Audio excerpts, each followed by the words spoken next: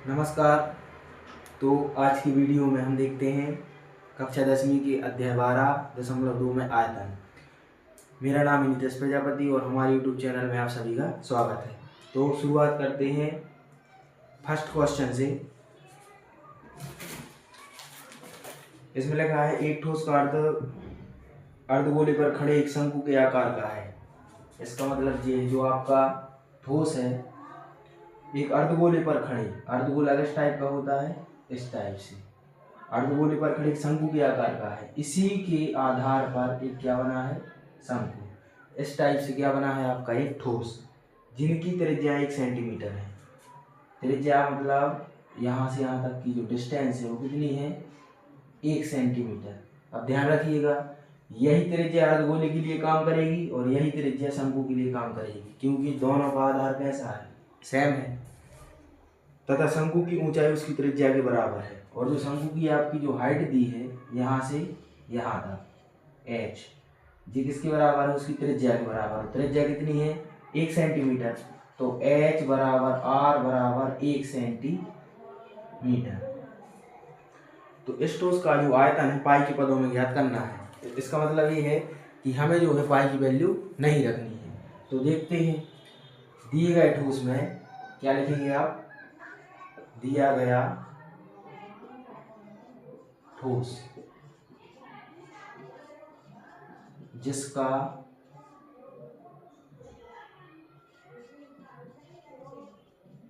निचला हिस्सा अर्धगोलाकार है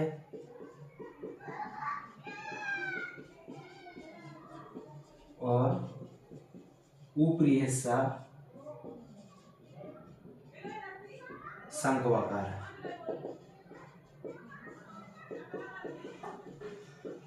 आधार की त्रिज्या कितनी है आपको,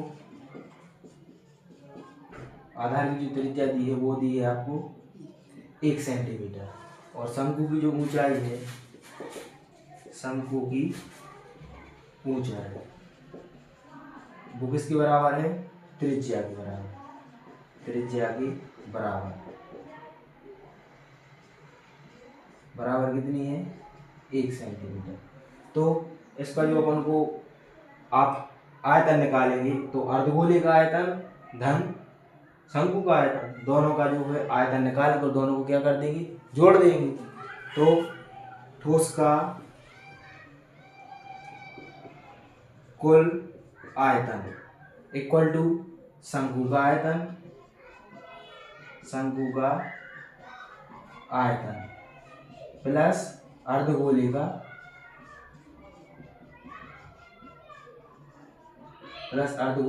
आयतन। अब शंकु का जो आयतन होता है उसका सूत्र क्या होता है, 1/3 पाई r स्क्वायर h। ये होता है शंकु के आयतन का सूत्र। अर्धगोले का आयतन कितना होता है, 2/3 पाई r क्यूब। r का मान आपको पता है, h का मान भी पता है, शंकु की ऊंचाई। पाई का मान आपको रखना नहीं है क्योंकि इसका जो आयतन निकालना है वो पाई के पदों में निकालना है। अब यहाँ से जो है आप 1/3 यहाँ से और 1/3 यहाँ से आप क्या ले सकते हैं, कॉमन ले सकते हैं, क्योंकि दोनों जगह है। पाई भी आप यहाँ से क्या कॉमन ले सकते हैं, पाई भी यहाँ से क्या ले सकते हैं, कॉमन। आर स्क्वायर भी दोनों जगह है तो आर स्क्वायर भी क्या ले सकते हैं आप, कॉमन। यहाँ पे सिर्फ क्या बचा, h, और यहाँ पे क्या बचा, r। दोनों जगह से जो है 1/3 आपने कॉमन ले लिया। यहाँ पे बचेगा 2। यहाँ से जो है यहाँ पे कितना बचेगा, 2r। इसके बाद जो है आप r का और h का मान यहाँ पे रख देंगे। तो 1/3 पाई, r का मान कितना है, 1, और 1 का स्क्वायर करोगे तो कितना आएगा, 1 ही। यहाँ पे h का मान भी कितना है, 1, यहाँ पे r का मान कितना है, 1, तो 2 एकम 2, यहाँ पे भी कितना आ जाएगा, 1, तो 2 एकम 2। अब इसको सॉल्व कर दो, 2 और 1 कितने हो गए, इसके आगे यहाँ पर देखें आप 1/3, यहाँ पे क्या है पाई, गुणा 2 और 1 कितने हो गए आपके, 3, 3 से 3 क्या हो जाएगा, कैंसिल। तो आपका जो आंसर आएगा वो क्या आएगा, पाई सेंटीमीटर क्यूब। जो आयतन होता है वो हमेशा काय में होता है, जो भी आपकी यूनिट रहती है उस पर 3 की पावर लगती है। इस प्रकार से जो है आप इस सवाल को है आप हल कर सकते हैं। निचला हिस्सा अर्धगोलाकार है, ऊपर का हिस्सा शंक्वाकार है। शंकु का आयतन प्लस अर्धगोले का आयतन दोनों को आप जोड़ देंगे तो आपको उस ठोस का जो है आयतन प्राप्त हो जाएगा। इसके बाद देखते हैं अगला क्वेश्चन। अगले क्वेश्चन में क्या दिया गया है, आप एक बार क्वेश्चन को पढ़ लें अच्छे से ताकि आपको अच्छे से जो है क्वेश्चन समझ में आ जाए। लिखा है एक इंजीनियरिंग के विद्यार्थी रचेल ने एक ऐसी पतली एल्यूमिनियम की शीट का प्रयोग करते हुए एक मॉडल बनाने को कहा गया जो एक बेलन के आकार का हो जिसके दोनों सिरों पर दो शंकु जुड़े हैं। एक बेलन के आकार का है इस टाइप से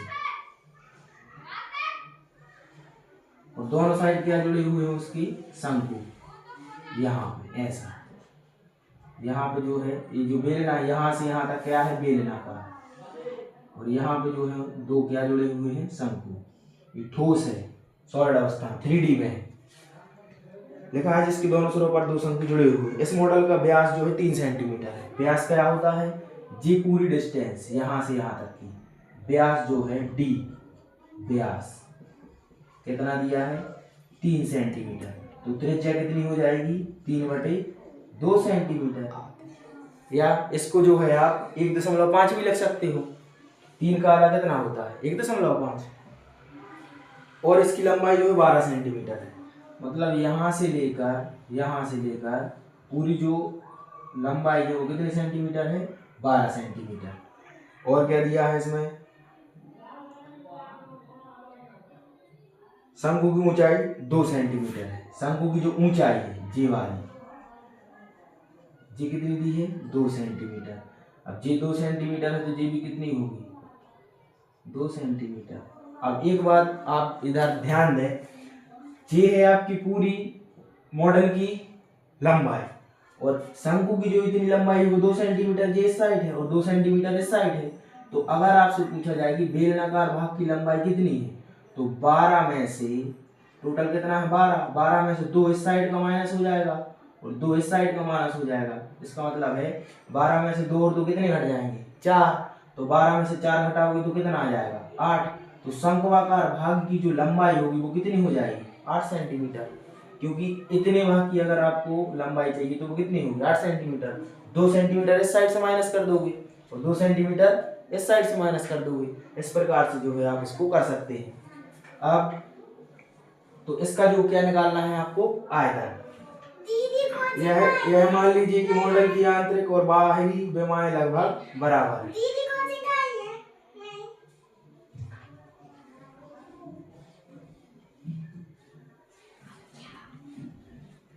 यह मान लीजिए कि मॉडल की आंतरिक और बाहरी विमाएं लगभग बराबर है।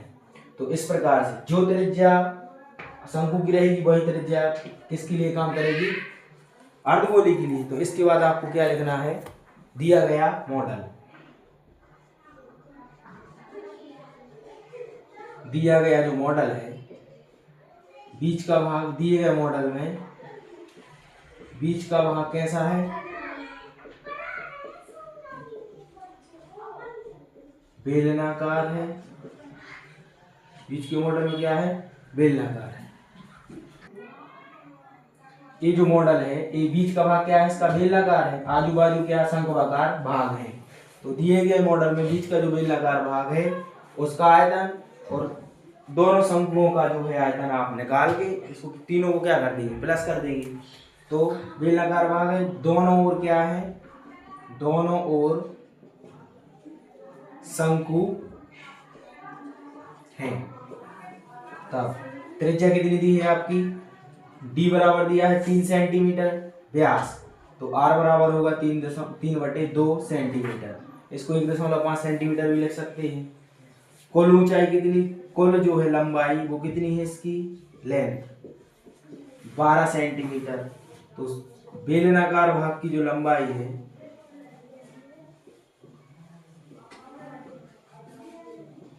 बेलनाकार लंबाई कितनी 12 में से 2 इस साइड का माइनस हो जाएगा और 2 इस साइड का तो -4 तो कितना आ गया 8 सेंटीमीटर। इसको आप H1 नाम दे सकते हैं।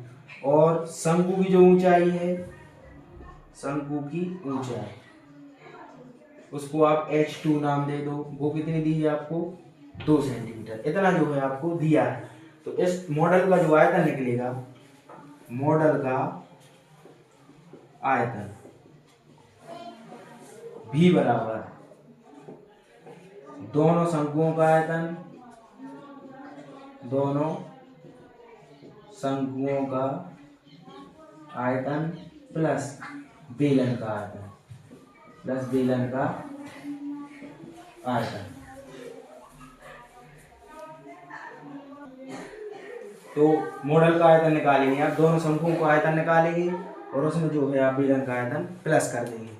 तो आप देखें शंकु का आयतन क्या होता है? 1/3 पाई आर स्क्वायर। शंकु की ऊंचाई कितनी मानी आपने? h2 pi are square h। अब कितने शंकु हैं? 2 शंकु हैं, तो इसमें आगे कितने का गुणा हो जाएगा? 2 का। ये है एक शंकु का आयतन का सूत्र। एक शंकु, 2 का गुणा क्यों किया? कितने? क्योंकि कितने शंकु हैं? 2। बेलन का आयतन क्या होता है? पाई आर स्क्वायर h1। बेलन की ऊंचाई आपने क्या मानी? h1। अब आपको कुछ नहीं करना है, इसमें सिर्फ आपको वैल्यू पुट करनी है।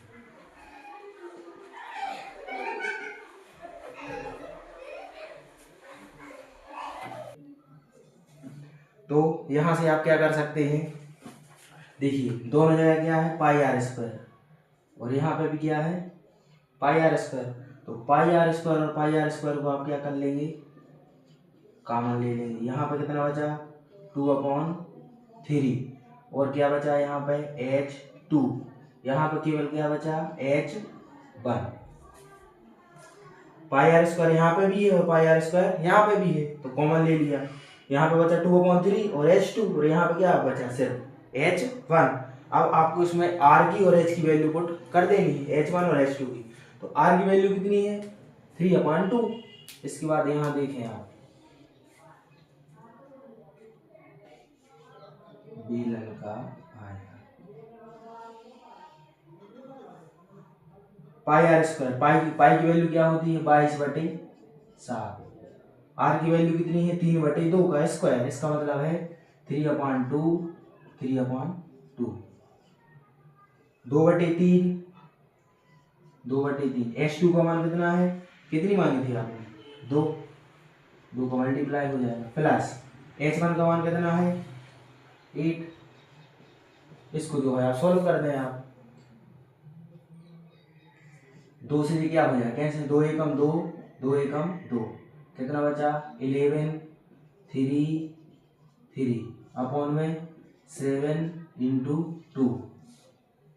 जी कितना हो जाएगा? 2 दूनी 4/3 और 8/1। इसको सॉल्व कर दो, एलसीएम ले लेंगे तो क्या हो जाएगा? जी जो कहते हो एक। इसका मल्टीप्लाई इसलिए नहीं कर रहे हैं क्योंकि अभी सब कुछ क्या हो जाएगा? कट जाएगा। देख लो 3 आप क्या ले लोगे? इसका एलसीएम, तो ये हो जाएगा 4 बन जा 4 एकम 4 और 8 3 24। 24 और 4 कितने होती है? 28। इसको आप सॉल्व करेंगे तो 28/3 आ जाएगा। काट दीजिए, 3 से 3 कट गए, ठीक है। ये कितने हो गए? 7 दूनी 14। 7 दूनी कितने होते? 7 दूनी 14 एकम 14 और 14 दूनी 28। 11 तिया 33, 11 तिया 33 और 33 दूनी कितना होता? 66 सेंटीमीटर क्यूब। जिसमें भी है आपका, किसमें दिया है आपको? सेंटीमीटर में। तो ये है आपका 66 सेंटीमीटर क्यूब, आपका क्या आ गया? आंसर। इसलिए यहाँ पर मल्टीप्लाई अधिकतर केसों में जो है आप यहाँ पर मल्टीप्लाई मत किया करें, क्योंकि जी आगे चल के क्या हो जाता है? सब कुछ कट जाता है। तो यहाँ पे अपन को गुणा नहीं करना, क्योंकि वो फिर से आप काटोगे तो कैलकुलेटिव हो जाता है। इस प्रकार से जो इस क्वेश्चन को आप सॉल्व कर सकते हैं। तो सिर्फ आपको ध्यान रखना है कि जो बीच का भाग है बेलनाकार, आजू बाजू में 2 शंकु हैं। तो जब आप शंकु का आयतन लिखेंगे तो उसमें 2 का गुणा करना है, क्योंकि कितने शंकु हैं? 2 शंकु हैं। और शंकुआकार भाग की दोनों साइड की लंबाइयों को 2 सेंटीमीटर उस साइड से, 2 सेंटीमीटर इस साइड से माइनस कर दोगे पूरी लंबाई में से, तो बीच की जो भाग की लंबाई आ जाएगी वो कितनी आ जाएगी? 8 सेंटीमीटर। इस प्रकार से जो इस क्वेश्चन को है आप सॉल्व कर सकते हैं। इसके बाद देखते हैं next third question. Third question आप पढ़ें।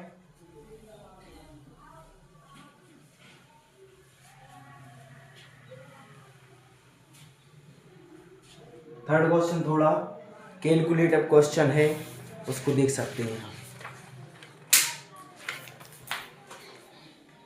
लिखा है एक गुलाब जामुन में उसके आयतन की लगभग 30% चाशनी होती है। कोई गुलाब जामुन है उसमें उसके आयतन की 30% चाशनी है। 45 गुलाब जामुनों में लगभग कितनी चाशनी होगी यदि प्रत्येक गुलाब जामुन एक बेलन के आकार का है। गुलाब जामुन कैसा है आपका, बेलन के आकार का, मतलब इस टाइप से जी, बेलनाकार।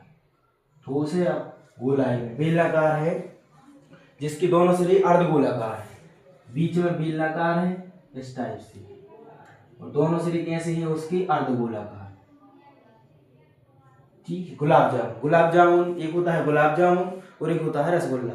तो गुलाब जामुन रसगुल्ला में क्या अंतर होता है, गुलाब जामुन जिसको आप छेने का रसगुल्ला बोलते हैं वही कहलाता है गुलाब जामुन, और जो हमारे घर पर बनते हैं नॉर्मली खोवा के उसको बोला जाता है रसगुल्ला। तो ये जो है आपका क्या है, गुलाब जामुन। इसकी जो लंबाई है वो कितने सेंटीमीटर है, 5 सेंटीमीटर। यहाँ से जो है यहाँ तक की डिस्टेंस कितनी है, 5 सेंटीमीटर लंबाई का ये गुलाब जामुन है। और व्यास कितना दिया है इसका, डी कितना दिया है, 2.8 सेंटीमीटर। तो त्रिज्या कितनी हो जाएगी, 1.4 सेंटीमीटर। व्यास की आधी क्या, त्रिज्या। अब जो है बीच का भाग बेलनाकार और यहाँ पर क्या है, 2 अर्धगोले इस टाइप से, 2 अर्धगोले हैं। पूरी जो डिस्टेंस है गुलाब जामुन की लंबाई वो कितनी है, 5 सेंटीमीटर। और अगर अपन इसकी जो डिस्टेंस देखें तो जी कितनी हो जाएगी, जी यहाँ से यहाँ तक की डिस्टेंस क्या है उसकी, रेडियस है, जी तो त्रिज्या है, जी तो उसकी त्रिज्या है, जी यहाँ से यहाँ तक की भी त्रिज्या और यहाँ से यहाँ तक की भी क्या है, त्रिज्या है। तो 1.4 इसकी है और जी भी कितनी होगी, 1.4। तो अगर आप 5 में से 1.4 इस साइड से माइनस और 1.4 इस साइड से माइनस हो जाएगा, तो 5 में से क्या घटाना आपको, 2.8 माइनस कर दो। तो 5 में से 2.8 करोगे तो आपका बचेगा 2.2 सेंटीमीटर। ये क्या आ गई आपकी बेलनाकार भाग की लंबाई, ये यहाँ से यहाँ तक की डिस्टेंस आ गई। तो इसका जो है सबसे पहले अपन क्या निकालें, आयतन। क्या लिखेंगे आप, गुलाब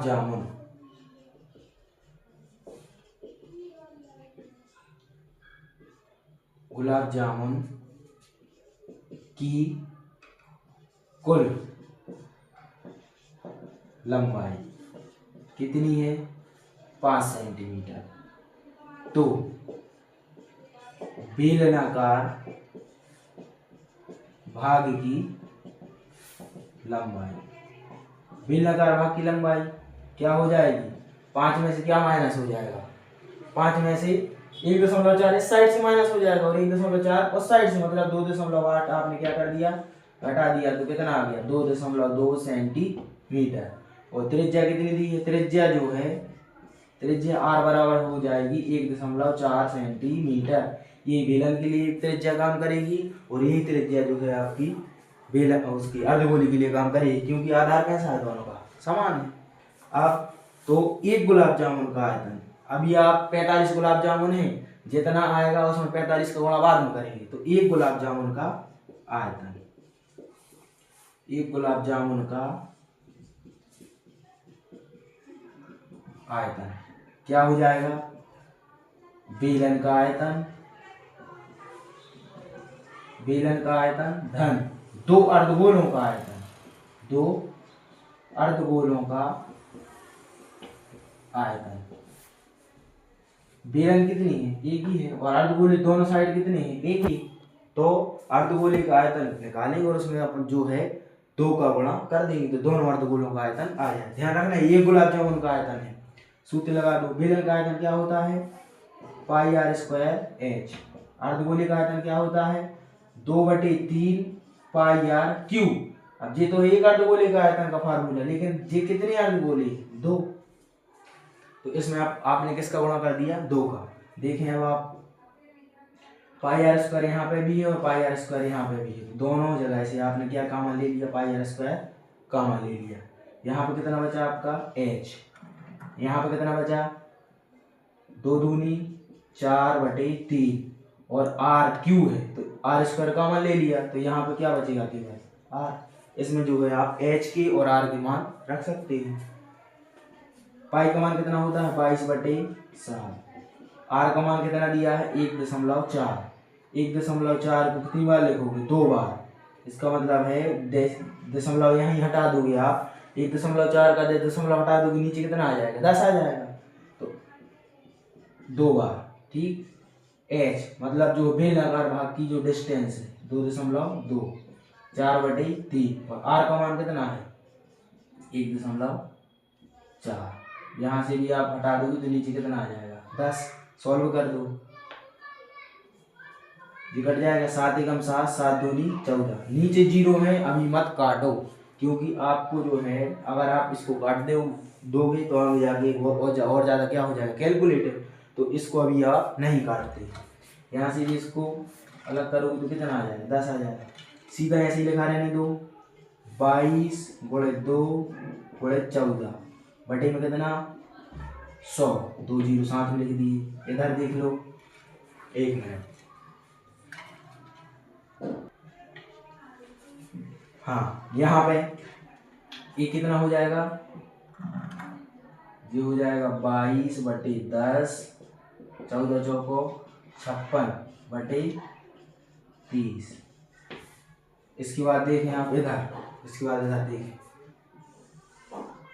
ये कितना हो जाएगा 22/2/14 बटे में कितना आ जाएगा 100। इसको जब आप सॉल्व करेंगे,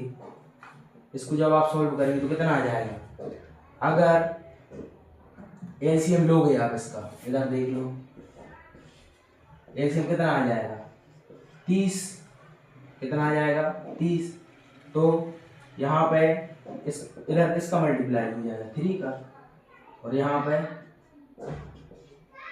56 जोड़ दोगे 6 और 6 12, हासिल 1, 6 और 6 12, कितना आ गया 122।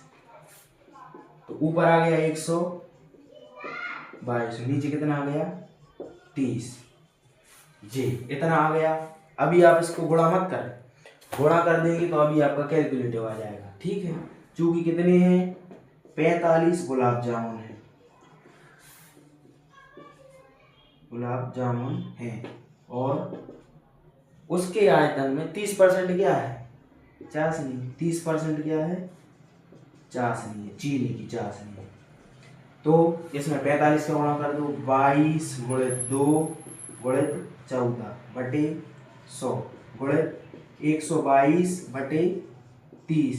45 गुलाब जामुन के लिए 45 का गुणा कर दिया, कितने परसेंट चाशनी है 30%। 30% का जब मल्टीप्लाई करोगे तो 30/100, 30% का गुणा करोगे तो 30 बटे कितना आ जाएगा 100 आ जाएगा। आप देखें, आप 1 जीरो से 1 जीरो क्या हो जाएगा कैंसिल, 3 से जो है ये 3 क्या होगा कैंसिल। अब यहाँ पे कुछ कट रहा है नहीं कट रहा, तो डायरेक्ट लिख दें आप, नीचे 0 0 है, इसको डिवाइड करने की जरूरत नहीं है, इसको गुणा कर 22 दूनी 44, 44 गुणित 14, ये कितना है 122 गुणित 45 बटे में कितना आ जाएगा 1 2 3 4 0, 1 2 3 4 0। अब जो है आपको इसको गुणा करना है, और डेसिमल कितने 4 डिजिट की पहले अपन क्या लगा देंगे डेसिमल। तो ये गुणा करने के लिए यहाँ पे थोड़ा सा हम इसको मिटा रहे हैं, आप देख लीजिएगा थोड़ा ध्यान से। तो सबसे पहले क्या करते हैं आप 14 का गुणा क्या में करते हैं 44 का गुणा 14 में, तो 14 चौको 56 की 6 हासिल की 5, 14 चौको 56 और 5 कितने होते हैं 61। तो इन दोनों को गुणा कितना आ गया 616 गुणा।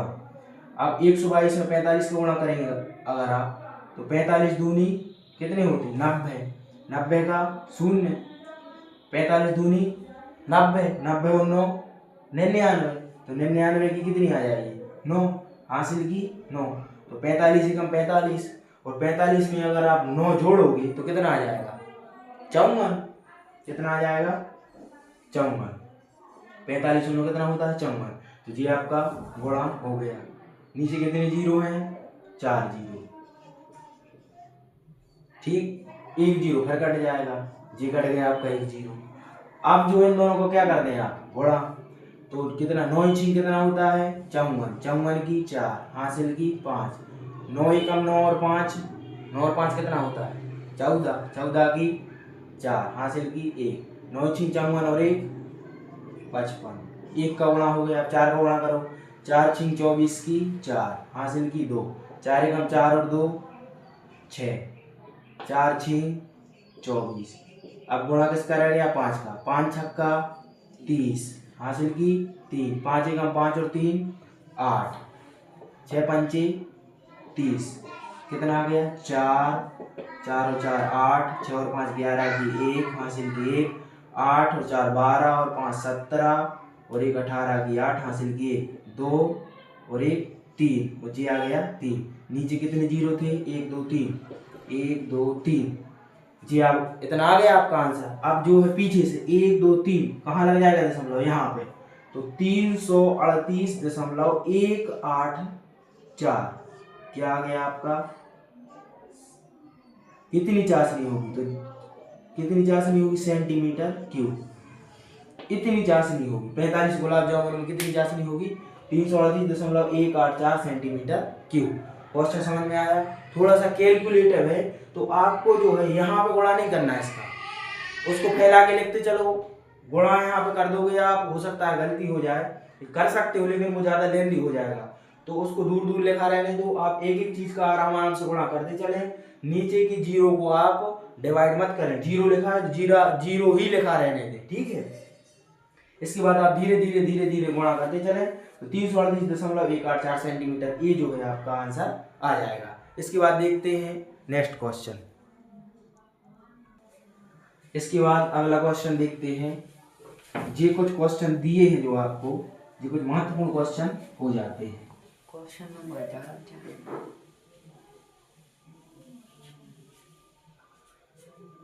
Question fourth. क्वेश्चन फोर्थ में लिखा है एक कमलदान घन आपके आकार की एक लकड़ी से बना है, एक इस टाइप से ठोस है क्यूबॉइड टाइप का, तो इसमें जो है 4 जो है शंक्वाकार गड्ढे बने हैं पेन रखने के लिए। क्या रखने के लिए, पेन, इस टाइप से शंक्वाकार। उन्होंने लकड़ी के घनाभ में 4 ऐसे क्या बना दिए, बॉक्स बना दिए, और घनाभ की जो विमाएं हैं तो आप यहाँ पे लिखते चले साथ में।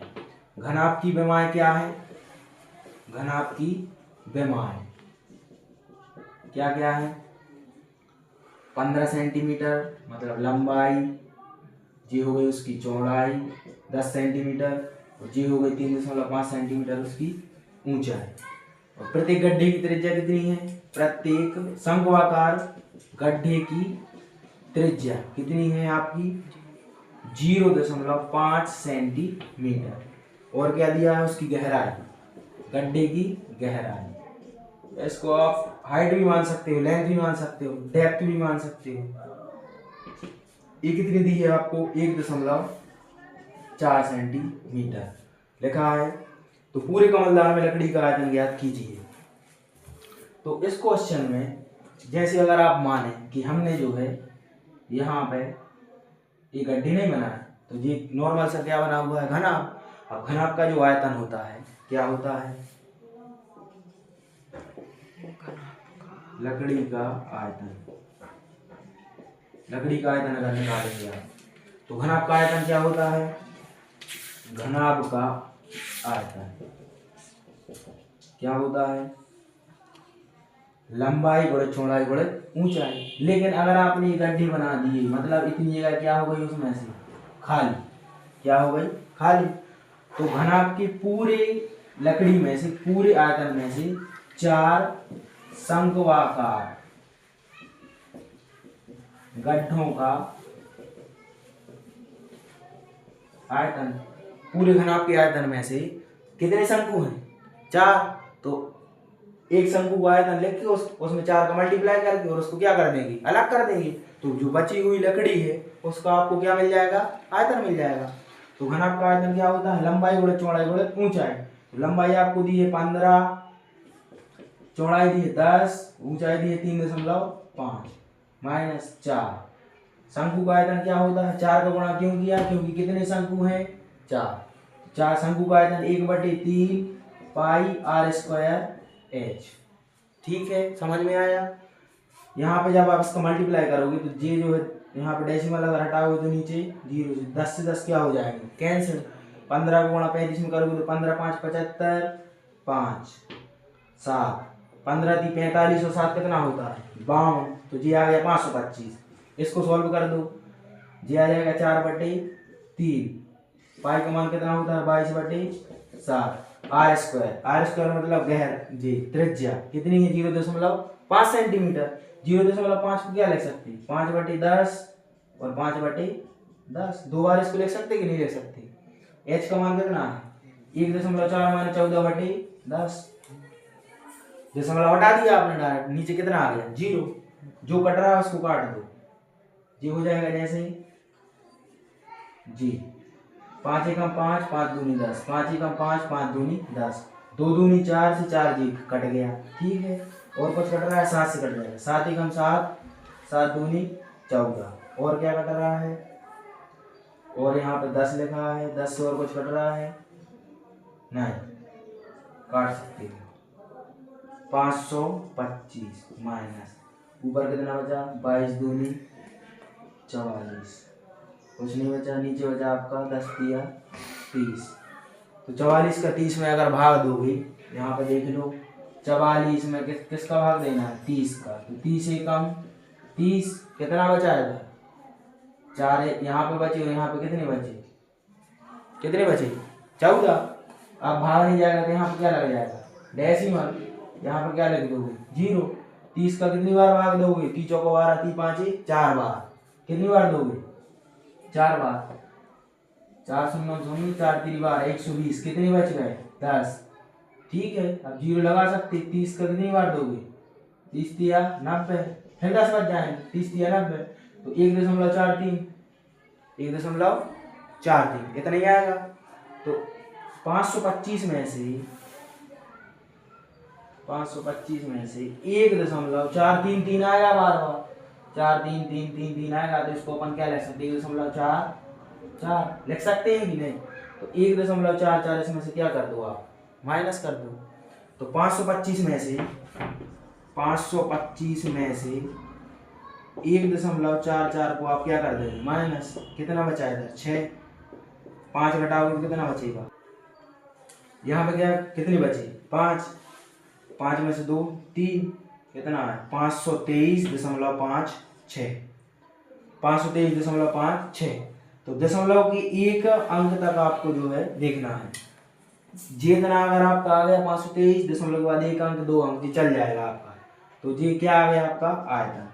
तो बची हुई लकड़ी का आयतन कितना आ गया, 523.56। इस प्रकार से इस क्वेश्चन को आप सॉल्व कर सकते हैं। पूरे लकड़ी का आयतन निकाल के उसमें से माइनस क्या कर दोगे, शंक्वाकार गड्ढे 4 शंक्वाकार गड्ढों का आयतन क्या कर दोगे, माइनस जी उसका वॉल्यूम, जी 4 गड्ढों का वॉल्यूम।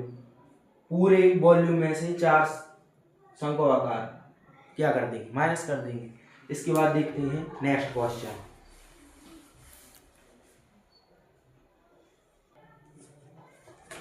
इसके बाद आप देखते हैं अगला क्वेश्चन।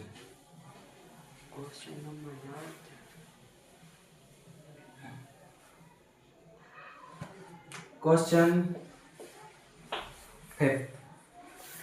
5 में लिखा है एक बर्तन एक उल्टे शंकु के आकार का है। एक बर्तन है उल्टे शंकु के आकार का है, इसकी ऊंचाई 8 सेंटीमीटर है। मतलब इस टाइप से कौन, शंकु मतलब क्या, कौन जी उल्टे शंकु के आकार का है, इसकी ऊंचाई 8 सेंटीमीटर है। इसकी जो हाइट है वो कितनी है, 8 सेंटीमीटर। ठीक है, इसकी ऊपरी सिरी जो एक खुला हुआ है, ऊपरा सिरा कैसा है, खुला हुआ है। ये त्रिज्या 5 सेंटीमीटर है। मतलब इसकी जो रेडियस है त्रिज्या वो कितनी है, 5 सेंटीमीटर। ये भी हो गया। ऊपर तक क्या भरा हुआ है, पानी। इसमें क्या भर दिया आपने, पानी भर दिया, वाटर जी। यहाँ पे आपने क्या भर दिया, पानी। जब इस बर्तन में शीशी की कुछ गोलियां डाली जाती हैं, अब आपने जो है कुछ इसमें क्या डाल दी, शीशे की गोलियां इस टाइप से गोल। कुछ जो है आपने इसमें क्या डाल दी, शीशे की गोलियां डाल दी। तो इसमें भरे हुए पानी का 1/4 भाग बाहर निकल जाता है। मतलब जितना भी इसमें पानी भरा है उसका कितना हिस्सा, 1/4 हिस्सा कहाँ निकल जाता है, बाहर। जैसे अगर आप माने कि टोटल जो 4 लीटर पानी था तो उसमें से 1 लीटर पानी बाहर निकल जाता है। कब निकल जाता है, जब आपने इसमें गोलियां डाल दी। तो जो निकला हुआ जो पानी है उसकी मात्रा और गोली की मात्रा कैसी है, बराबर होगी। जितनी आपने उसके अंदर गोलियां डाल दी, गोलियों ने अपनी जगह बनाने के लिए उतना पानी कहाँ कर दिया, बाहर कर दिया। तो इन गोलियों का आयतन, जो आपने गोलियां डाली हैं, इन गोलियों का आयतन और जो उस निकले हुए पानी का आयतन कैसा होगा, दोनों का इक्वल। गोलियां जो अंदर डली हैं वो, और जो निकल गया है पानी वो, तो उन दोनों का आयतन कैसा होगा, सेम। तो लिखा है बर्तन में डाली गई शीशे की गोलियों की संख्या ज्ञात कीजिए। क्या ज्ञात करना है आपको, गोलियों की संख्या। तो आप क्या लिखेंगे, माना कि n गोलियां डाली, माना कि n गोलियां डाली है, ठीक है। शंकु बर्तन की जो है, बर्तन की हाइट कितनी दी है, 8 सेंटीमीटर। रेडियस कितनी दी है, रेडियस आप इसकी मान दी है आपको 5 सेंटीमीटर। अब गोली कैसे, गोला कैसा होता है, पूरा गोला गोली है तो ठीक। तो जितनी भी होंगी क्या होंगी, n। अब आपको पता नहीं है आपने गोली कितनी डाली, n। तो n गोलियों का आयतन, n गोलियों का आयतन, मतलब एक गोली के आयतन निकाल के उसमें n का क्या कर देंगे आप, मल्टीप्लाई। n गोलियों को जो आयतन है वो पूरे आयतन का 1/4 है। तो ये कैसा है आयतन, इसका शंकु का आयतन है। ये किसका आयतन है, शंकु का आयतन। अब ये बात ध्यान रखना, यहाँ पे पूरा आयतन नहीं लेना, उसका 1/4 भाग बाहर निकला है पानी का। तो पूरे वॉल्यूम का कितना, 1/4 है। पूरे वॉल्यूम का कितना, 1/4 इतना पानी निकल गया। अब ये है गोली, तो गोली का आयतन कितना होता है, n, और गोली का आयतन कितना होता है, 4/3 पाई आर क्यूब। कितना होता है, 4/3 पाई आर क्यूब। इसको आप R1 मान लें, गोली की त्रिज्या R1 जी कितनी दी है आपको, 0.5 सेंटीमीटर जी। इसको मान लो R2। शंकु की जो त्रिज्या है उसको क्या मान लो, R2। तो n गोलियों का आयतन, एक गोली का आयतन उसमें क्या मल्टीप्लाई कर देंगे आप, n का, बराबर 1/4। शंकु का आयतन कितना होता है, 1/3 पाई r² और गुणा में क्या h। यहां से आपको काय की वैल्यू चाहिए, n की। देखो नीचे नीचे क्या हो जाता है, कैंसिल। 3 से 3 क्या हो गया, कैंसिल। पाई से पाई हो जाएगा कैंसिल, ठीक है। अब कुछ नहीं हो रहा कैंसिल। तो n यहाँ पे क्या बचा, n 4 और r1 का क्यूब बराबर, इधर पर क्या बचा, 1/4 r2 का स्क्वायर इंटू h। n की वैल्यू चाहिए तो जी 4 r1 क्यूब किस में लिखे हैं, काय में लिखे, मल्टीप्लाई में। जो साइड काय में पहुंच जाएंगे, डिवाइड में।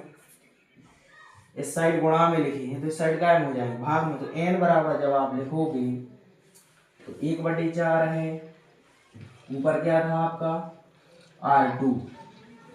r2 का स्क्वायर और h, नीचे क्या हो जाएगा 4 आ जाएगा और r1 का क्यूब। देख लीजिए आप, 1/, जी कितने हो गए, जी कितने हो जाएंगे, 4 चौको 16। r2 का मान कितना है 5, कितनी बार लिखना है, 2 बार। h का मान कितना है 8 है।